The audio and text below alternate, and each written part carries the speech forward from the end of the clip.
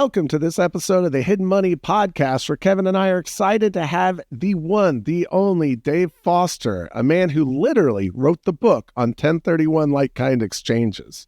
Dave, we are grateful to have you here. We want to unpeel some of the hidden money that exists in IRC 1031 and what we most commonly know as like-kind exchanges. Welcome, Dave. Hey, thank you so much. It's great to be here, and I really do appreciate that introduction. Because the one and only Dave Foster, if you ask my children, is one too many. So I appreciate the sentiment. Well, I can't help you with your children, but I can tell you, and anyone else listening, Dave has helped some of our clients save incredible amounts of money utilizing 1031s. Not all 1031 qualified intermediaries are the same, and we'll learn what that term means here in a minute. But there's a lot of cool things you can do if you get more complicated with the 1031 rules. And not a lot of people know how to navigate that. Kevin and I only know the basics. We need an expert in 1031s to help our clients navigate these things. And Dave has been a great partner. Appreciate that. Well, a mentor of mine a long time ago challenged me to stop thinking about the tax code as a way that the government uses to get your money, which we all agree it is, but he said, think of the tax code as a behavior incentivizer. And if you perform the behaviors the way the IRS wants you to, then they reward you with less taxes. And that goes right into what we were talking about at the beginning, that hidden money that exists in the tax code if you're just willing to dig it out. And 1031 exchanges are right there. Yeah, and this is a very niche part of the tax code because there's a lot of pitfalls. And I've had clients fall into these pitfalls because they didn't have a good QI or an intermediary networking this deal with them. Instead, they might buy a property that's lower in value and all these kinds of nuances in the tax code, which we can kind of get into a little bit of those details, Dave. But for, I guess, our broad audience here, can you just explain the benefits of a 1031? When do we use one, and why should I?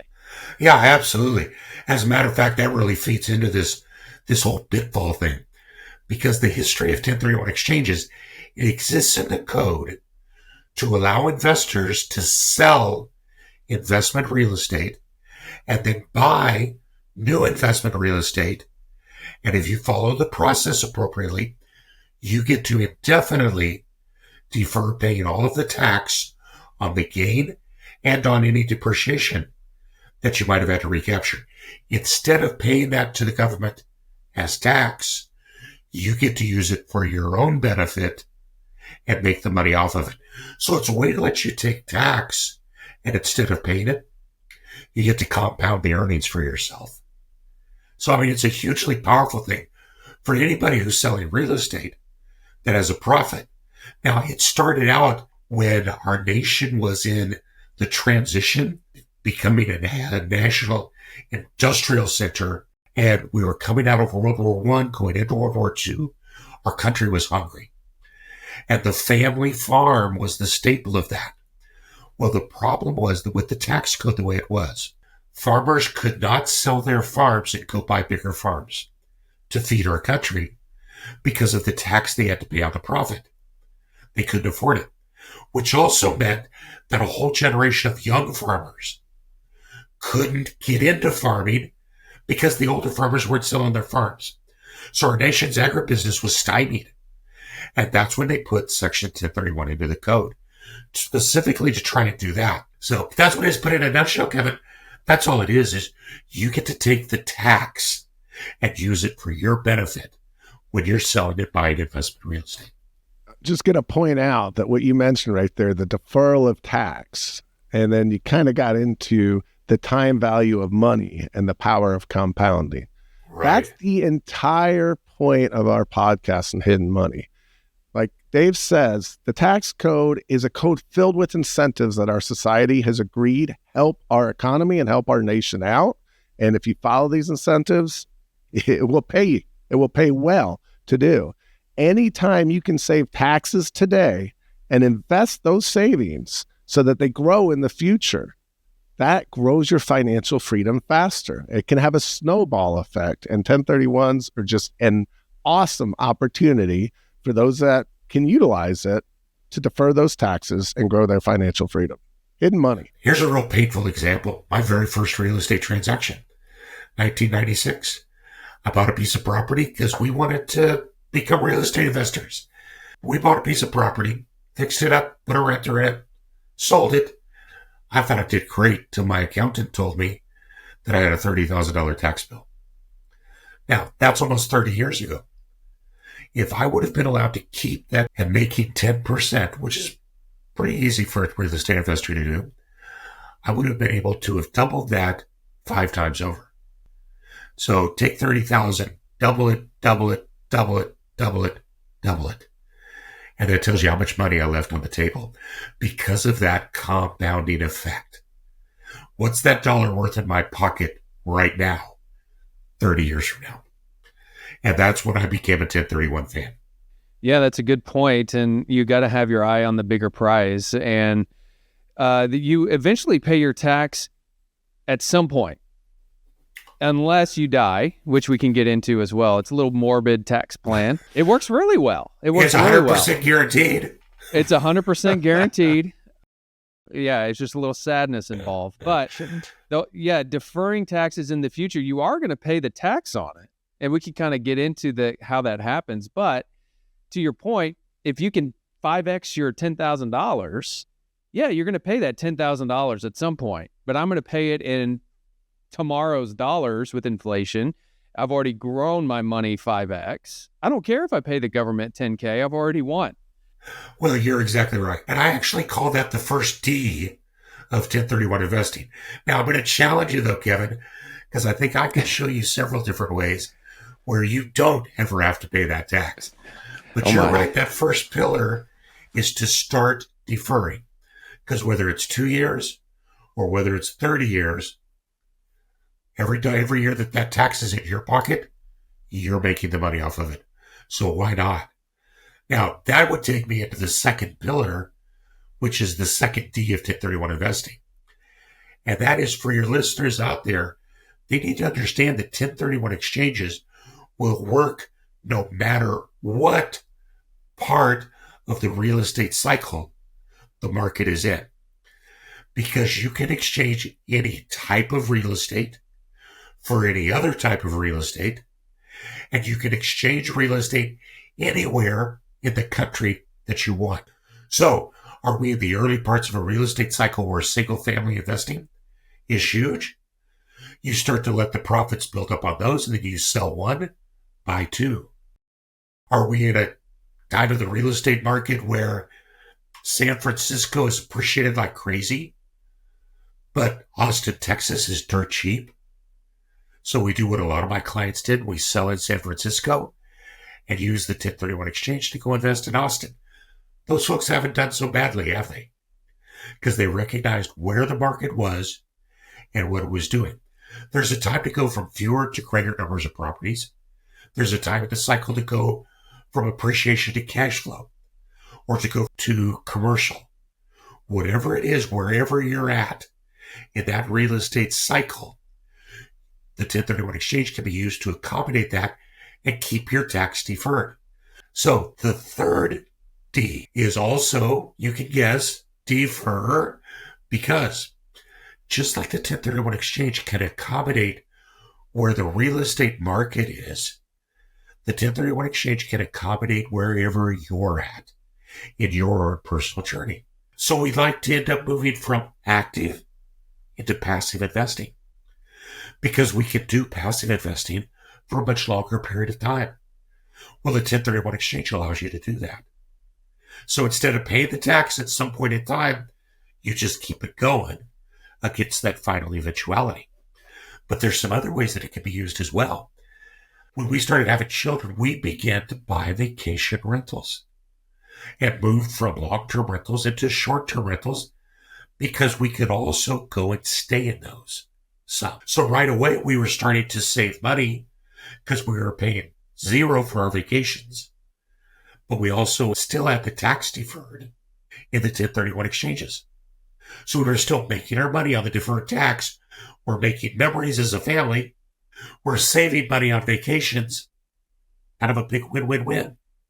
And here's where we get to the biggest, what I think is bonus in the 1031 exchange, short of dying. And that is that the 1031 exchange is investment property for investment property, but it does not have to stay investment property forever.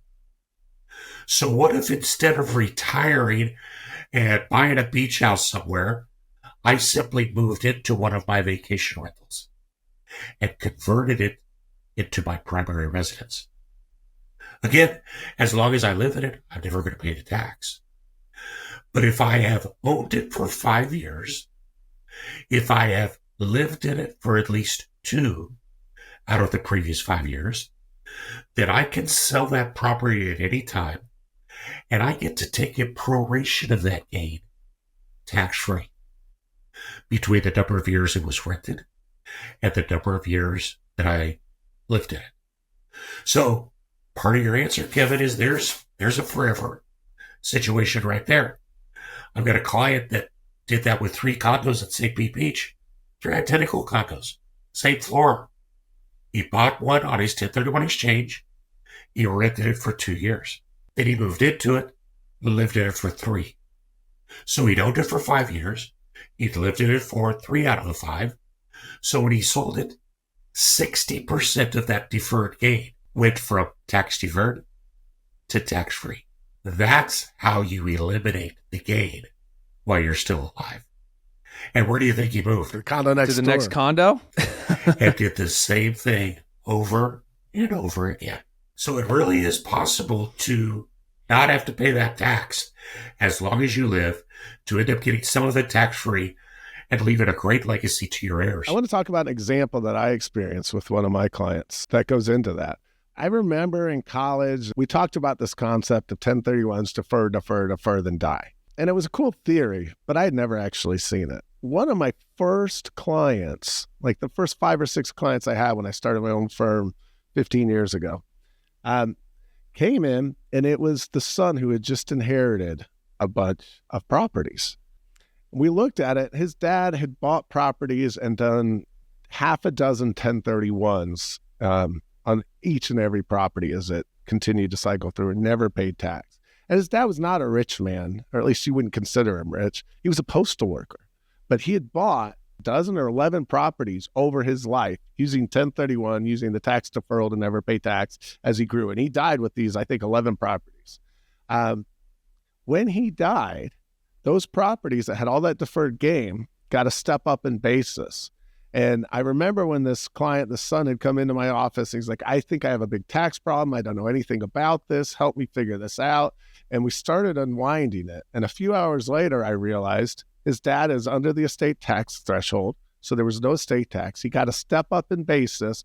And the son didn't want to keep the properties. He wanted to sell them. He got to sell all of them, get all that profit, and not pay $1 in tax. So it is true. This does happen. Granted, you have to die. And like we mentioned, that's morbid. We don't want to think about it. But if you do die in this situation, you have permanently deferred taxes. And this guy got something like $4.5 million tax-free from his father, who just barely scraped by as a postal worker and utilized the power and the leverage of 1031 exchanges to leave his son a heck of a nest egg. I love that example you gave, Dave, because you're kind of marrying 2 different tax laws. You're marrying the 1031, you're marrying Section 121 with the homeowner exclusion. It takes intentionality, it takes patience. The 1031 exchange requires planning and being intentional and being able to let that tax saving breathe a little bit so you can defer it and then, like you mentioned, eliminate it with the 121 homeowner exclusion, or keep 1031ing until you die and it goes to your heirs. So this is a very good strategy. And to peel back what 121 is, and Dave kind of hinted at it, if you live there 2 of 5 years, any primary residence, your main household, if you live there for 2 of 5 years and you sell that property, if you're single or marrying filing separate, you're going to get a $250,000 gain relief. You can eliminate up to $250,000 a gain. If you're married, it's double. It's $500,000. So that's what we're talking about with the homeowner exclusion, and we're kind of marrying those 2 ideas. It just takes a little bit of creativeness and patience and just being intentional. You won't fall into a 1031 exchange. There's too many hurdles. So Dave, can you kind of speak to the qualifications and hurdles that you run into when you're trying to do a 1031? Yeah, absolutely. It's all in the details of how you perform them, because the IRS is going to require absolute conformity to every part of the 1031 process. You don't get to say, whoopsie, we forgot this date. It's all or nothing. And it starts with the fact that the IRS is very paranoid, as you can imagine. And so they do not let you touch the money from your sale because they think there's too much opportunity for you to go off and do whatever you want with it. So the money has to be held by an unrelated third party called a qualified intermediary. Now, because you can't touch the money, that means that the qualified intermediary has to be in place prior to the closing of the sale of your real estate. Because if you close, even if you leave the money at the title company, it's still under your control. And so you can't do a 1031. So right there, that just shuts the door on a whole lot of people. Because I get the calls every month. Dave, I just sold my property last week. I want to do a 1031 exchange. Sorry, that ship has sailed. Now, because the 1031 exchange starts with the closing of your sale, you got to think of it almost in reverse. So I always tell people, think of the 1031 starting with the sale of your real estate. From that date, there's two very, very rigid timing requirements. The first is you only have 45 more days to identify your replacement properties. They have to go on a written list. So you got to use a QI to hold the money. You only have 45 days. Well, now the IRS says you got to keep that list to 3 or fewer unless you meet some very rigid parameters if you need to identify 4 or more. So that 45-day period, that's really the killer for most 1031 exchanges. And I tell people the best way to get around that is to take care of the hard thing first. If the hard thing is finding your new property, then do that first. Get it under contract before you sell your old property. All that matters is you have to close your sale before you take title to the purchase. But you could be under contract for it. Use contingencies, use additional earnest money, use a lease option, whatever it is. If that's the hard thing to do, get that new property wrapped up first, but don't take title to it. That's how you get around the 45 days. Now, the second timing requirement that's rigid is you only have 180 days from the date of the sale to take title to your new property. Now, that's not so bad unless you're using one of the greatest applications of 1031, in my mind, which is to move from properties that are older with more capital expense exposure for repairs and stuff into new construction. Because you might go into contract for a new construction, but it's not going to be ready for 6 months. Well, you've got to take title to it within 180 days of when you close your sale. So if you're working with a builder like that, you got to really make sure that you can guarantee they're going to have it done. Those are really the biggest pitfalls, if you will, that are out there and how you can solve them. One of the things that causes some people difficulty is that the taxpayer for the old property has to be the taxpayer for the new property. And Mike, we've dealt with that several times, haven't we? Where there's the entry in LLCs and partnerships, and that kind of thing.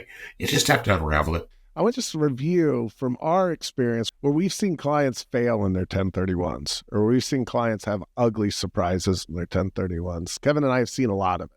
9 times out of 10, it's generally because either they did not find a qualified intermediary before they sold, or they found a really cheap one that was not helpful and did not explain the rules. You got to have the QI before you do the sale. Talk to them. Make sure they know what they're doing and can walk you through what you're trying to accomplish. Number 2, where we see people get in trouble a lot of times is when they got debt paid down and in their new property, they had less debt. So there's something called boot in 1031. Generally, that's after you've done your exchange and bought your replacement property. If you have cash left over, you're going to pay tax on that cash if you don't use it in the 1031. But the IRS also says if you compare the debt that you had before you did the 1031 to the debt that you had after the 1031, if it's smaller, you've basically paid down debt, and whatever that decreases is considered boot. And that's also taxable. Even if you didn't get any cash out of it, if you got a reduction in liabilities, you're going to pay tax on that. And Kevin, we did have a client, a great client, that had a great idea to defer a bunch of taxes a year or so ago. You blessed their plans, but they changed those plans just a little bit before they came in. Can you kind of walk us through what happened there? Yeah, they sent me some analysis, and this is very smart for anybody who's going through a 1031 to check with the CPA first. Get with someone like Dave to help mediate and walk you through everything. But as CPA, we know your tax basis. We know your accounting. When this specific client came to us, they said, we're selling this property. And I knew which property it was. It was on their tax return. I had their tax basis, I had the depreciation schedule, I had everything I needed. They said, here's kind of our budget for the new property. And I was like, cool. All right. Yep. Everything shakes out. You're moving up in property. It's like-kind property. Everything's good here. Get to tax time, those facts didn't end up that way. And then we're talking millions of dollars. And they ended up going down in property. They took some cash home with it. It was a mix of everything. And so they thought they were getting away with taking some cash and doing all that. And I walked them through the rules of this. But they also did not have a QI who was walking them alongside with them. And so no one caught it. The QI I think they were just transactional based. They're like, yep, this is your property you're selling. Here's a property you're getting. Let's just get this thing closed. I'm going to collect my $1,500 fee and we're going to move on. Not even taking a step back and advising them saying, hey, you're going down in property. You're paying off some debt. That's taxable benefit to you. You're moving down. You can't do that. And it was heartbreaking for them on the end. And when I had to be the bad guy, and it wasn't necessarily my fault. It puts me in this awkward position. And I have to deliver the news when I had nothing to do with the transaction and wasn't even involved in the process after my initial consultation with them. So if your plans change, get with the CPA first. Walk through your depreciation schedule. Walk through your target property budget. How much debt are you getting and what's the time look like? Then, if the plans change, please circle back with your accountant and go, hey, from our original plan, this is now happening. Am I still good? And then maybe if you want to and just be extra cautious, you can check again before close. But your QI should be able to walk you through all that. And that's where Dave can help. You're absolutely right. There's more accidental tax paid based on the reinvestment requirements, which are twofold. I try to keep it really simple so I can understand it.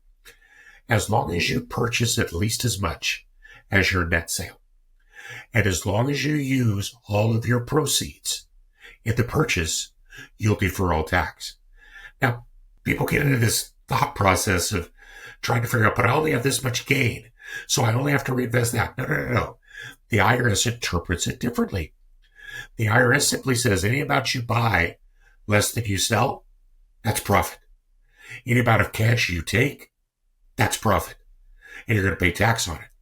So it's not even so much about the replacement of the debt, because you can add your own funds too, instead of taking out a bank mortgage. In essence, what that becomes is debt to yourself. And the IRS will allow that. But as long as you purchase at least as much as you sell and you use all the proceeds, you'll defer all tax. What those folks could have done very easily was buy additional properties, because it doesn't have to be one for one. They could have bunched together their equity and bought some properties for cash and bought some others with debt. And then if they wanted money later, go back after the 1031 and refinance those properties. That's not a taxable event. That would have saved them all of that tax. And lastly, we're starting to see a lot of investors who still have fairly high debt leverage, but they're wanting to protect their portfolio from a recessionary environment, using cash to buy replacement properties, and then replacing the debt by buying things like Delaware statutory trusts, where it's non-recourse debt, so it absorbs your debt component and still brings in cash flow. Meanwhile, you've got no debt properties outside, and a lot of the risk is gone from those. So just like you said, Kevin, there's so many different ways to do it that'll work, but they got to ask. There are many ways of skinning this cat. And the point I want to make is, if someone tells you you can't do a 1031 this way, go find someone else and ask them, well, how can I do it if I want to? There are not always, but almost always different ways to defer tax, to utilize 1031s. So many different ways. You just got to find someone that knows how to do it. Good qualified intermediary is hard to find. Dave Foster, if someone is looking for a good one or has questions, how do they find you?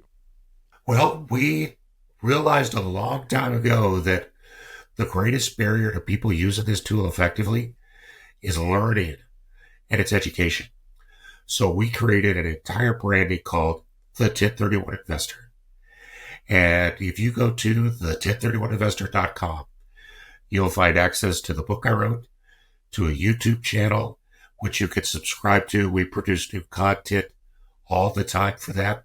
We've got calculators, the 1031investor.com. We love to help people.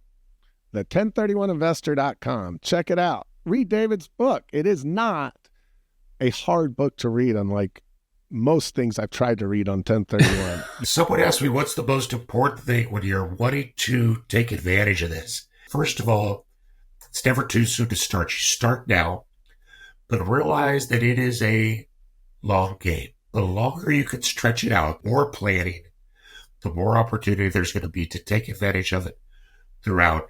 And that's what keeps us in that realm of continuing to defer where the benefit of ours. So it's about patience and action now. Yeah, thank you so much, Dave. We've been looking for you for years. We've encountered so many 1031 exchanges in our practice as real estate has become so popular with bonus depreciation where it was from 2017, interest rates where they were back then as well. Our clients are scooping up real estate like they were playing Monopoly, and now they want to kind of transition into different properties. And so we're glad we found you. We've always had a gap in service and never a good referral source for our client base. So thank you so much for being here, and glad to have you. Thank you. Well, you can tell what kind of finance and accounting help someone has by the amount of questions and the amount of time I have to spend.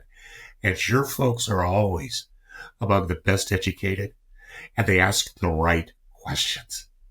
And that's the key to getting, I think, the right answer. So love working with you guys. Likewise. Again, all 1031 intermediaries are not created equal. Don't just go to the cheapest one. Don't just go to the most expensive one. Most of these services are I think they're white gloved by some other big companies that we never learned the name of. You call these people, they say they're 1031 QI. You ask them one or two questions and they got no answers, or they have to go call someone. That's scary. A lot of them don't have in-house counsel or in-house expertise. I'm not saying Dave's the only good one out there. I'm sure there's other good ones out there, but make sure whoever you're working with knows the rules, can walk you through the intricacies, and when you have outlying issues, can help you find a solution.